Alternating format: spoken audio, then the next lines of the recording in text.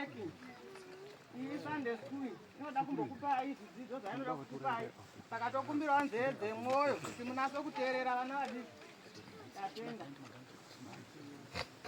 Zvinonetsa kunzwisisa kuti Jesu akava munhu asi iye ari Mwari, murume ane simba, asi Bhaibheri rinoti akanzwa nzara uye kuneta sesu vanhu. Tatenda. Ndizvo zvaari chaizvo, ndiMwari asakava munhu. Mazuva aya dai ndaivapo ndakamuonawo. Kana neniwo vazhinji vabva kumaguta akasiyana-siyana vaiuya kuzoona kudzidzisa kwake. Vaitaura mashoko anobata zvikuru zvekuti chero vakuru vechiJudha vaisadzidzisa zvakadai, zvaiteva zvitsva kwavari. Ndinofunga waidiwa navanhu kwazvo.